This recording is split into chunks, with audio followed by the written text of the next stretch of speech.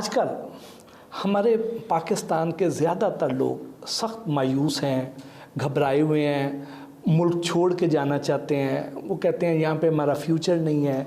تو کیا پیغام دیں گے انہیں، کیا کہیں گے؟ جہاں تک فیوچر کی بات ہے، ویسٹ میں فیوچر نہیں ہے جہاں لوگ جا رہے ہیں۔ کیوں؟ ان کے سائنسدانوں سے پوچھ لو، انہوں نے 2032 کی پیشن گوئیاں کی ہوئی ہیں ان کے سائنسدانوں نے، نجومیوں نے نہیں، کہ سمندر جو ہیں وہ چڑھ دوڑیں گے جو ان سمندروں کے کنارے ممالک ہیں ان پہ، اور انہیں تباہ و برباد کر دیں گے۔ دوسری چیز، چائنا جب سے آیا مارکیٹ میں، کیونکہ یورپ کی ساری ترقی اور کامیابی انڈسٹری سے تھی، ایگریکلچر سے یا منرل سے نہیں تھی، یا تھوڑی بہت فشنگ تھی۔ چائنا نے ان کی تمام مارکیٹیں جو ہیں ان کو سلا دیا ہے، بہت زیادہ بے روزگاری ان کو فیس کرنی پڑ رہی۔ دونوں جنگیں جو اس سے بھی پہلے ہوئیں وہ بھی معاشی حالات کی وجہ سے ہوئیں۔ اب معاشی طور پہ ویسٹ جو ہے وہ بہت ہی کمزور ہوتا جا رہا ہے، اس کے ہاں بے روزگاری بڑھ گئی ہے، غربت بڑھ گئی ہے، مہنگائی بڑھ گئی ہے، لوگ پریشان ہیں۔ ہمارے لوگ تو ان کی تو عقل نہیں کام کرتی ہے جو باہر جا رہے ہیں۔ میں ہر ایک کو منع کرتا ہوں کہ تمہارے پاس یہاں کھیت موجود ہے، جس کے پاس پروڈکشن یونٹ موجود ہے اسے کیوں بھاگنا ہے ملک سے؟ اپنے کھیتوں کو آباد کرو، اپنی دکانوں کو آباد کرو، اپنی گلیوں کو آباد کرو، تمہیں بہترین زندگی گزرے گی۔ صرف جب ہم کمپیریزن کرتے ہیں نا دوسری اقوام سے، پھر ہم بھاگتے ہیں، کمپیریزن میں ہم کمزور ہیں، مگر یہاں سب کچھ ہو جانا ہے۔ انڈیا میں کروڑوں آدمی فٹ پاتھ پہ پیدا ہوتا ہے، فٹ پاتھ پہ مرتا ہے، کروڑوں آدمی رکشہ رائڈر ہے، ٹرین کے اوپر چھتوں کے لوگ سفر کرتے ہوئے مرتے ہیں۔ پاکستان میں تو باہر کوئی نہیں سوتا، یہ صرف مستی ہے باہر جانے کی، دھوکے میں ان سب کو واپس آنا ہے۔ دور فتن کی حماد بن نعیم بن حماد کے مجموعے کی ایک احادیث ہے جو آج کل یہ اوریا کبھی کبھی کوٹ کرتا ہے۔ پوچھا گیا یا رسول اللہ صلی اللہ علیہ وسلم، آخر زمانہ میں فرنگیوں کے ملک ہوں گے؟ فرمایا بہت سے ہوں گے۔ کیا ان میں مسلمان بھی ہوں گے؟ فرمایا بہت لوگ وہاں مسلمان ہوں گے، مگر آخر زمانے میں ان کو قتل کیا جائے گا۔ تو وہ زمانہ آ گیا، کیونکہ نفرت کی لہر، دیکھیں کام تو چھوٹا سا سٹارٹ ہوتا ہے نا، ابھی برطانیہ میں ہوا نا شروع، یہ بڑھ جائے گا۔ وہ جو خاکے بناتے ہیں وہ بھی اسی لیے بناتے ہیں، آپ کو ٹیسٹ کرتے ہیں کہ آپ میں غیرت کتنی رہ گئی ہے، سو گئی ہے یا جاگتے ہو۔ تو یہ تو کامیاب تو آپ کا خطہ ہونا ہے۔ کیوں؟ آپ کے پاس ہر پیداوار ہے، پہاڑ ہیں، برف ہے، سبزیاں ہیں، گوشت ہیں، پھل ہیں، انڈے ہیں، دودھ ہے، بکری ہے، پانی ہے۔ کوئی چیز ایسی ہے جو آپ کے پاس نہیں؟ آپ کو صرف آئی ایم ایف سے پیسے ہی لیتے ہیں نا، کہ کوئی سامان لیتے ہیں، سامان تو آپ کے پاس موجود ہے۔ وہ تو مس مینجمنٹ کی وجہ سے اور کرپشن کی وجہ سے ہم ذلیل ہو رہے ہیں، ورنہ تو کوئی ایسی بات نہیں ہے۔ یہاں ہر چیز بازار آپ کے بھرے ہوئے ہیں یا نہیں؟ کوئی چیز آپ چاہیں، کھانا پینا پہننا، تو آپ کو دقت ہوتی ہے؟ تو پھر پاکستان میں کوئی دقت نہیں۔ اور یہ کب تک بہتری کی امید؟ میرا اندازہ یہ ہے کہ اس سال میں بہتری شروع ہو جائے گی، آخر میں 2024 کے آخر میں پاکستان بہتری کی طرف چل پڑے گا؟ چل پڑے گا، اور 2025 میں آپ اس کا نظارہ خود کریں گے۔ واہ ماشاء اللہ، مجھے تو کوئی دھوکہ نہیں، وہم نہیں ہے۔ اور اس کے بعد پھر یہ آگے بڑھتا رہے گا یا پھر کہیں؟ بڑھے گا، پیچھے اب پیچھے ریورس نہیں ہے، پھر تو آگے ہی ہے۔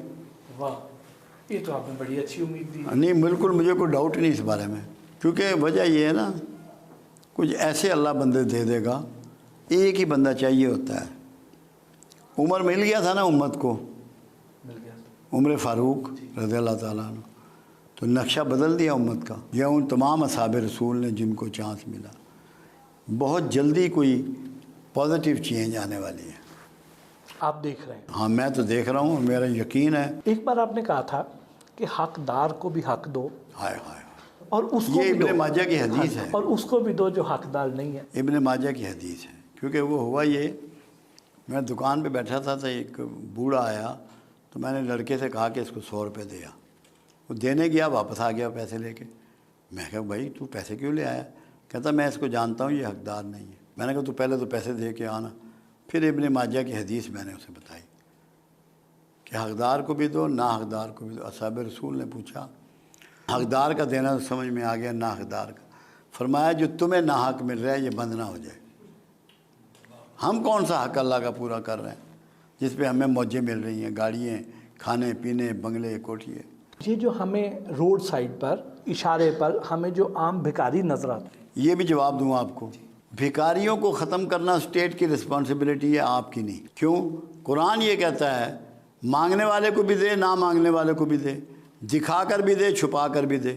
جو نہیں مانگ رہا اسے چھپا کے دینا ہے کہ اس کی عزت نفس مجروح نہ ہو، جو مانگنے کے لیے نکل گیا اس کو ظاہرہ دینا ہے۔ تو آپ کو تو مانگنا والے کو دینا ہے، بھرے وہ پیشہ ور بھکاری ہے جو مرضی ہو۔ قرآن کی واضح ہدایت موجود ہے، مانگنے والے کو بھی دو، نہ مانگنے والے کو بھی دو، ظاہرہ بھی دو، چھپا کر بھی دو۔ قرآن نے یہ سمجھایا کہ جو مانگ رہا ہے، جس کو اپنی عزت نفس کا خیال نہیں ہے، اسے ظاہرہ دو، اور جو نہیں مانگ رہا، عزت نفس چھپائے بیٹھا ہے، اسے پردے سے دو۔ آپ بھکاریوں کی بات کر رہے ہیں، آپ کے اوپر ڈیوٹی ہے قرآن کی روح سے کہ آپ مانگنے والے کو دیں گے، چاہے وہ پیشہ ور بھکاری ہے، چاہے سچا بھکاری ہے، چاہے جھوٹا بھکاری ہے۔ یہ اسٹیٹ کی رسپانسبلٹی ہے کہ جو امر بالمعروف اور نہی عن المنکر کی ذمہ دار ہے کہ وہ بھکاریوں کو روکے، ان کا سد باب کرے، ان کے لیے کوئی ہاسٹل تعمیر کرے، ان کے روزگار کا بندوبست کرے۔ آپ پر قرآن نے یہ ذمہ داری ڈال دی کہ مانگنے والے کو بھی دینا ہے، آپ نے وہ دینا ہے۔ دینے پہ تو دیکھو نا، قرآن کمال کی بات کرتا ہے، نہ ہاتھ کو اتنا کھلا چھوڑ دے کہ کل کو درماندہ پھرتا رہے، اور نہ گردن سے باندھ لے کہ کسی کو کچھ دے ہی نہ۔ تو لوگوں نے تو ہاتھوں کو گردنوں سے باندھا ہوا ہے، اور کچھ لٹائے جاتے ہیں، احساس نہیں کرتے۔ اللہ کہتا ہے نارمل رہو، اعتدال میں رہو، اعتدال کی زندگی گزارو، سارے عبادات میں بھی، صدقہ خیرات میں بھی اعتدال کو رواج بناؤ۔ اللہ پاک انسان سے توبہ کی توفیق کب چھین لیتا ہے؟ بڑی آسان سی بات ہے، جب وہ اللہ سے معافی کی امید چھوڑ دیتا ہے۔ کیوں؟ شیطان نے غلطی کی، آدم نے غلطی کی، دونوں کا برابر ہو گیا۔ آدم نے معافی مانگ لی کہ میں نے اپنی جان پہ ظلم کیا، میں نے غلطی کر دی، ایڈمٹ کر لیا نا۔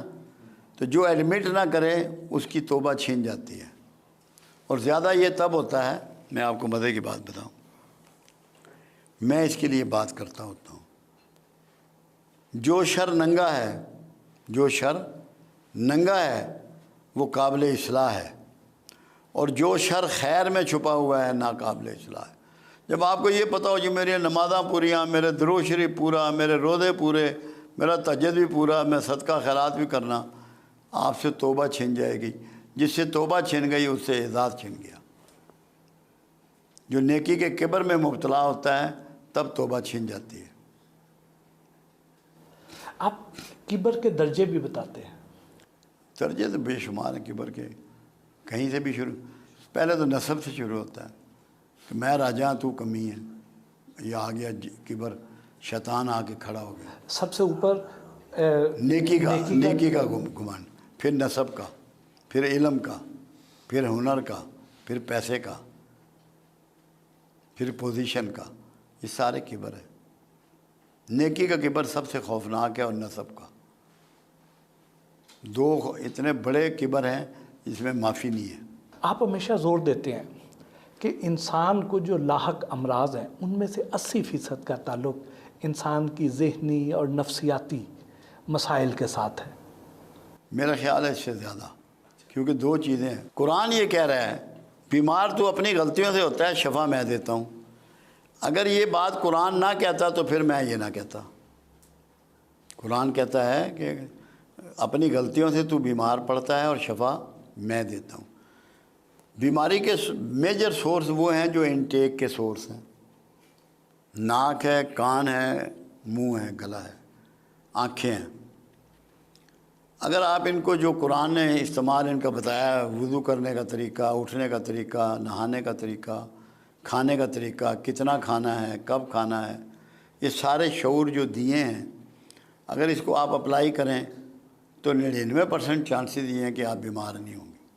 اب میں بیمار ہوتا ہوں نا، میں نے اپنی جوانی میں بہت بے اعتدالی کی ہے کھانے پینے میں، ایکسرسائز نہیں کی جو کہ ایک لازمی جز ہے، یوگا سے بہتر ایکسرسائز آپ کو نماز کی شکل میں دے دی گئی ہے، جو ایکسرسائز جو ذہن اور جسم دونوں کو ڈیل کرتی ہے۔